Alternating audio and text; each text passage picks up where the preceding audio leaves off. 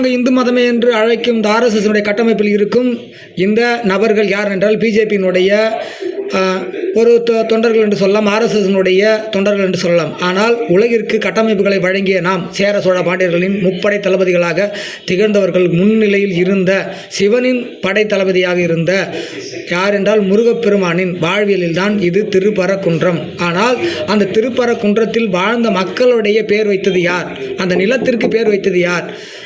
மலைகளோடு குடியேறிய மக்களுடைய வாழ்வாதாரத்தில் முதல் நிலையாக இந்த கடவுளை வணங்கியது யார்? வணங்குவதற்கு முன்பு அந்த மூத்த குடிமக்கள் யார்?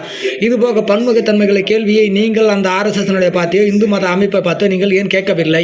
அவர்கள் கூட்டு விட்டால் வருவதில்லை. ஏன் மலைகளை அழிக்கும் திட்டத்தில் கையில் எடுத்துக்கொண்டு மத்திய அரசு மாநில அரசுகள் கனிம வளங்களை காப்பதற்கு ஏன் இவர்கள் வரவில்லை?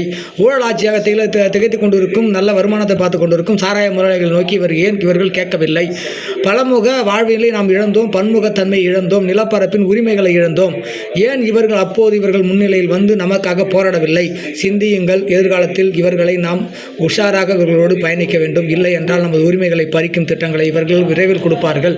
தஞ்சாவூர் நிலப்பரப்பில் தண்ணீர் வரவில்லை. தஞ்சாவூரில் இருக்கக்கூடிய நிலப்பரப்பிற்கு அந்த மீத்தேன் ஈத்தேன் என்று சொல்லும் அங்கே ஏன் இவர்கள் வரவில்லை? இன்னும் கூறுகிறேன், இன்னும் நிறைய விஷயம் இருக்குது.